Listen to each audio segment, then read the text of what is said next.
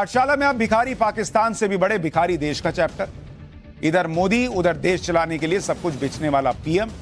ये कौन सा देश है, अब इसके बारे में बताते हैं।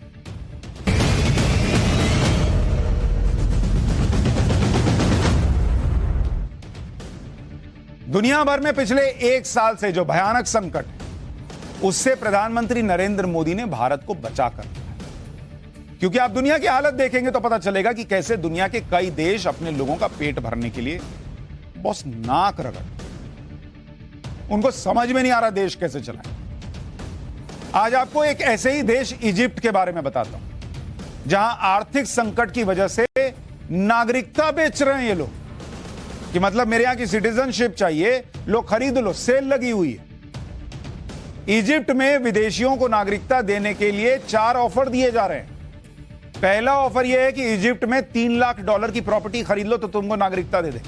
भाई, किसी देश की नागरिकता ऐसे आसानी से मिलती है? सालों साल रहना पड़ता है, आप ईमानदार हैं, आप ठीक नागरिक हैं, ये सब देखने के बाद बड़ी मुश्किल से कहीं की नागरिकता मिलती है। ये लोग बेच रहे हैं नागरिकता कि $3 लाख की प्रॉपर्टी खरीद लो, नागरिक बन जाओ। या इजिप्ट के लोकल बैंक के अपने अकाउंट में $5 लाख कैश जमा कर दो तो तुमको नागरिकता दे देंगे।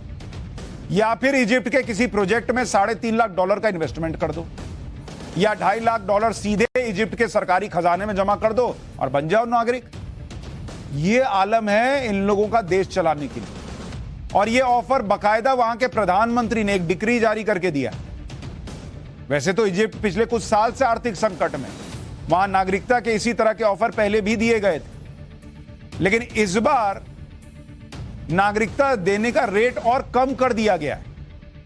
2019 के आदेश के मुताबिक विदेशियों को जो नागरिकता पहले $5 लाख की प्रॉपर्टी खरीदने पर मिलती थी, अब उसे घटाकर $3 लाख कर दिया गया। लोग आ ही नहीं रहे थे तो $3 लाख दिया कि $3 लाख में आ जाओ। वो हम नहीं करते मार्केट में, अच्छा ये $100 का लीजिए, ना नहीं लेंगे, अच्छा 80 का लेंगे, लीजिए जाइए लीजिए ऐसा। वैसा हाल इजिप्ट का। पहले इजिप्ट के स्थानीय बैंक में $7.5 लाख कैश जमा करने पर नागरिकता का ऑफर था। लोग आए नहीं तो घटाकर $5 लाख कर दिया। नागरिकता लेने के लिए एक बार डॉलर जमा करने पर 3 साल बाद ही उसे निकाल सकते हैं और उस पर कोई ब्याज भी नहीं मिलेगा। नागरिकता का रेट कम करने का मकसद यह है कि ज्यादा लोग नागरिकता लें और इजिप्ट के पास डॉलर आए, और जिन डॉलर से इजिप्ट अपने लोगों का पेट भरने के लिए बाहर से अनाज मंगा सके, अपना लोन चुका सके। ये हालत हो गई। तो एक तरफ वो भिखारी पाकिस्तान है, वो कटोरा लेके घूम रहा है, ये लोग अपने यहां की नागरिकता बेच के पैसा निकाल रहे हैं। ये सब देखिए तो आपको समझ में आएगा कि इंडिया कहां है बॉस आज की डेट में। लोगों को घर चलाने के लिए क्या क्या नहीं बेचना पड़ जा रहा है। इजिप्ट का संकट यह है कि कोरोना के बाद यूक्रेन युद्ध ने उसकी कमर तोड़ दी।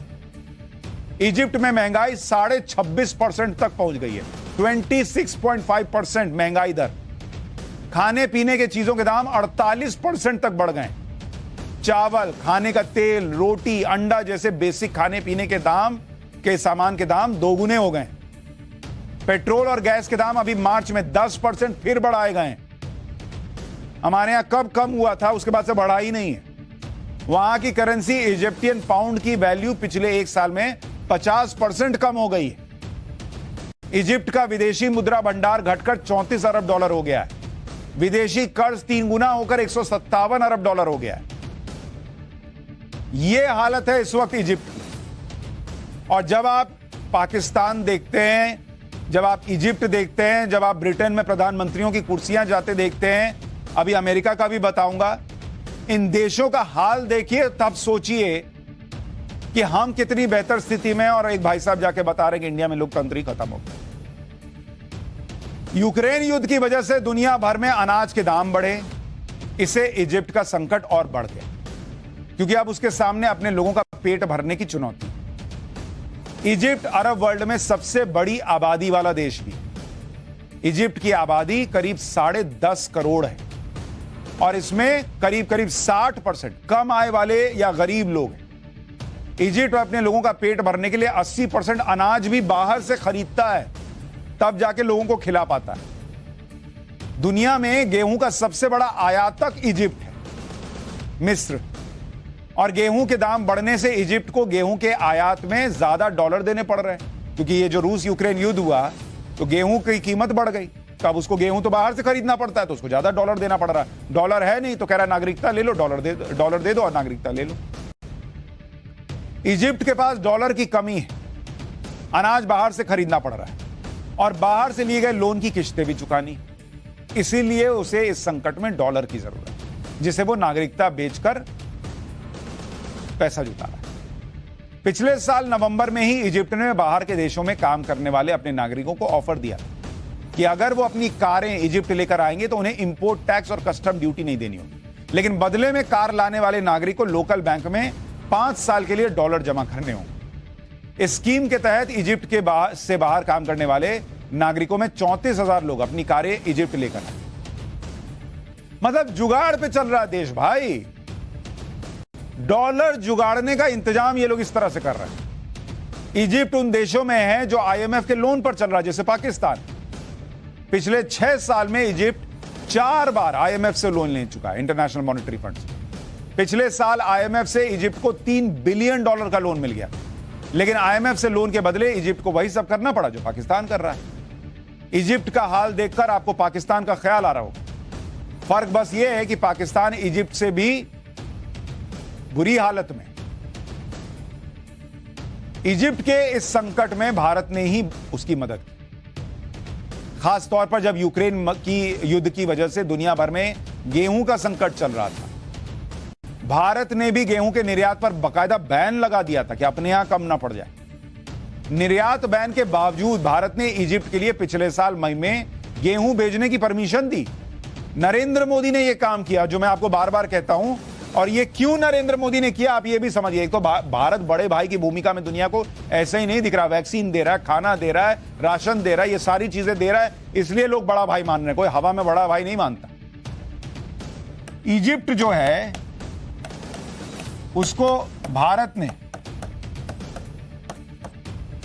61,500 मीट्रिक टन गेहूं दिया था।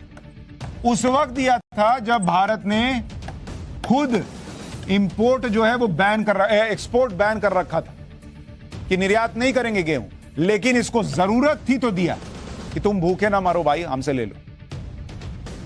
इजिप्ट भी भारत की तरफ ही मदद के लिए देखता रहा है, जबकि अरब देश होने के नाते आसपास के अमीर अरब देशों ने इजिप्ट की मदद नहीं की। ये यहां कुछ बोल दिया गया तो अरब देश बड़ा चिल्लाने लगे थे, अरे इतना अगर एकता है तो वो इजिप्ट की मदद करो ना, वो इंडिया करेगा, और जहां इनका मन करेगा मिलकर खड़े हो जाएंगे। इजिप्ट के राष्ट्रपति इस बार 26 जनवरी की परेड में मुख्य अतिथि भी थे। अगर इजिप्ट की भारत संकट में मदद कर रहा है तो इसके पीछे नरेंद्र मोदी की सटीक विदेश नीति और कूटनीति भी है, क्योंकि इजिप्ट रणनीतिक तौर पर बड़ा इंपॉर्टेंट है। अगर आप इसको देखेंगे मैप के जरिए कि जिस इजिप्ट की हम बात कर रहे हैं उसका लोकेशन देखिए कि वो कहां है। अगर आप ये देखेंगे यहां पर इजिप्ट है, और ये जो आप काला सा हिस्सा देख रहे हैं इसको जरा जूम करके दिखाइए, ये स्वेज कनाल है जिसको आप देख रहे हैं, और ये मेडिटेरेनियन सी तक जाता है। तो कहानी ये है कि इजिप्ट पश्चिम एशिया और उत्तरी अफ्रीका को जोड़ने वाला इंपॉर्टेंट देश है, और पश्चिमी एशिया में सबसे बड़ी आबादी वाला देश है, जिसको अफ्रीका का गेटवे कहा जाता है। सबसे अहम बात कि इजिप्ट स्वेज कनाल को कंट्रोल करता है, जहां से दुनिया का 12% व्यापार होता है। इस लोकेशन पर जिसके बारे में आपको बता रहा हूं, इस पर चीन भी अपना रणनीतिक प्रभाव बनाना चाहता है, और इसलिए भारत के लिए यह बड़ा मौका है कि वो इजिप्ट को अगर साधे तो चीन के इरादों को फेल कर सकता है। जैसे कल मैंने आपको बताया था कि कैसे ऑस्ट्रेलिया के साथ रिश्ते बेहतर करके भारत चीन को डब्बे में उतार रहा है, वो क्वाड वाले डब्बे में। तो नरेंद्र मोदी की विदेश नीति, राहुल गांधी समझाते हैं इनको कुछ नहीं आता, इनको कुछ नहीं आता। बॉस पहले समझिए तो कि वो आदमी क्या कर रहा है और कितनी दूर की सोच रहा है। इजिप्ट से जुड़े हुए इस पूरे इलाके में और आसपास के देशों में भारत ने पिछले कुछ सालों में अपने प्रभाव को मजबूत करके चीन के प्रभाव को कम किया। इसमें प्रधानमंत्री नरेंद्र मोदी की प्रोएक्टिव विदेश नीति की बहुत बड़ी भूमिका है। चाहे आप इन देशों में अनाज के संकट को दूर करने में मदद करने की बात करें, या फिर टर्की और सीरिया जैसे देशों में आए भूकंप के बाद वहां मदद पहुंचाने की बात करें, भारत हमेशा लीड कर रहा है, आगे चल रहा है।